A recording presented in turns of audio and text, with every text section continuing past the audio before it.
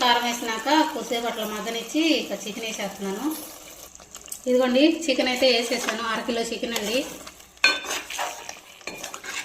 So masala కలిపేలాగా ముక్కలు మొత్తం కలిపేసుకున్నాం.